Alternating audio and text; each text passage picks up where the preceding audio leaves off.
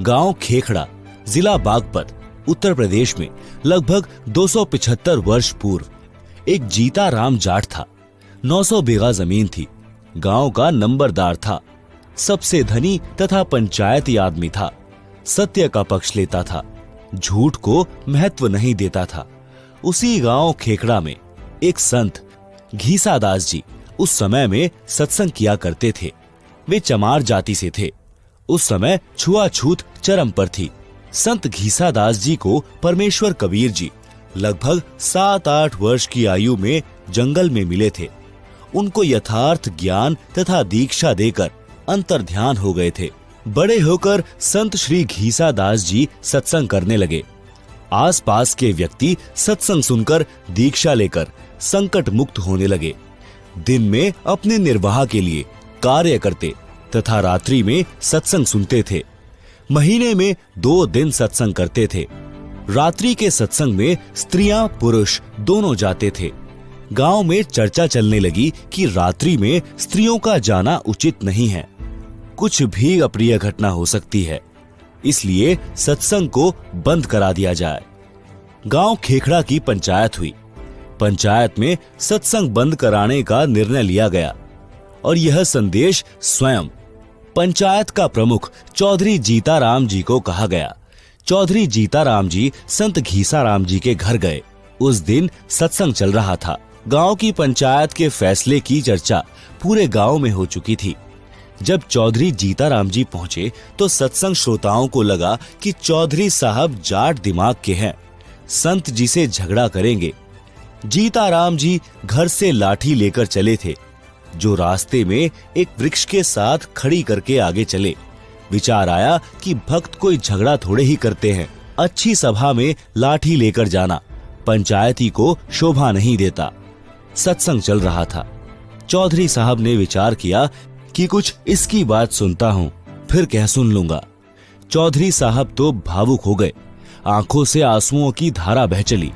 उठकर संत घीसा जी के चरणों में सिर रख दिया और कहा कि हे गुरुदेव, मुझ अपराधी को मार चाहे छोड़, गलती बहुत बड़ी कर दी है। मैं तुच्छ जीव सत्संग बंद करने का आदेश लेकर आया हूँ। क्षमा करो प्रभु। आप दिल खोलकर सत्संग करो, कोई नहीं रोकेगा। संत घीसा जी ने कहा कि चौधरी साहब, जो काम करने आए थे वह कीजिए। जीता जाट फिर रोने लगा और बोला, क्षमा करो, क्षमा करो, मुझे दीक्षा दो। चौधरी जीताराम जाट जी भक्त बन गए। स्वयं भी रात्रि में सत्संग सुनने लगा। गांव खेखड़ा के घर घर में चौधरी साहब जीताराम जी की संत घीसाराम जी की शरण में जाने की निंदा होने लगी। कहने लगे, संत घीसाराम सेवड़ा है, जादू जंत्र जानता है, गांव के चौधरी पर तांत्रिक क्रिया करके अपने वश कर लिया है। चौधरी जीताराम जी को आध्यात्मिक धाम मार गया था, यानी ज्ञान का प्रबल प्रभाव हो गया था।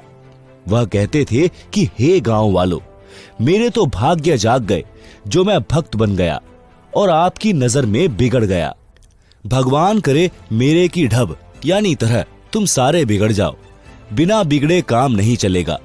कुछ दिनों के पश्चात गांव की पंचायत हुई और संत घीसादास जी तथा भक्त जीताराम जी को गांव छोड़ने का फरमान सुना दिया। दोनों गुरु शिष्य तुरंत गांव छोड़कर दूर स्थान पर एक गांव में सत्संग करके जनता को समझाने लगे। बहुत से व्यक्ति अनुयायी हो गए। संतों के चले जाने के पश्चात गांव खेखड़ा में अकाल मृत्यु होने लगी। पंचायतियों के घरों में परमात्मा का प्रकोप प्रारंभ हो गया।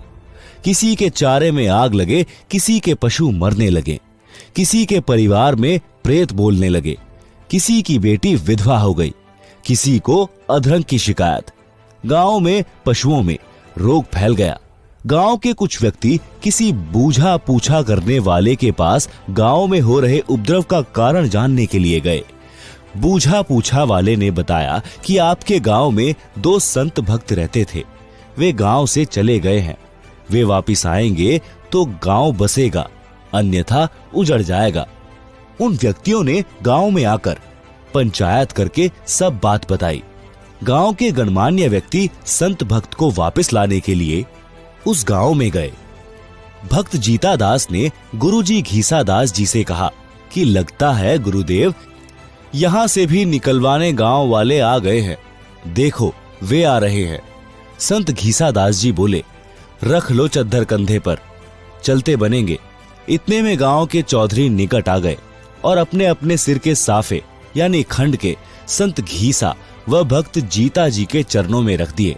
सब लोग बोले, महाराज जी गलती क्षमा करो, आपके आने के पश्चात गांव उजड़ने लग रहा है, बचाया जाए तो बचा लो, नहीं तो हम भी यहीं आपके पास ही रहेंगे।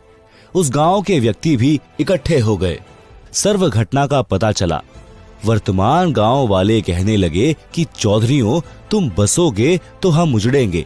जब से ये दो देवता गांव में आए हैं, गांव में किसी की तू तू मैं भी नहीं हुई। 2 बार बारिश हो चुकी है, देखो फसल लहला रही है।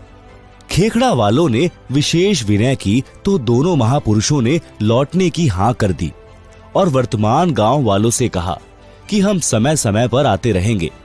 प्रत्येक पूर्णमासी को आप खेखड़ा आया कीजिए, परमात्मा कबीर जी सब ठीक रखेंगे। दोनों महापुरुषों के आते ही पूरे गांव में पूर्ण शांति हो गई। पशुधन स्वस्थ हो गया। अगले दिन भारी बारिश हो गई। किसान लोग फूले नहीं समा रहे थे। 36 बिरादरी खुश थी। सब उपद्रव बंद हो गए। आज तक उस गांव में संत घीसा दास जी तथा भक्त जीता दास जी के नाम के मेले लगते हैं।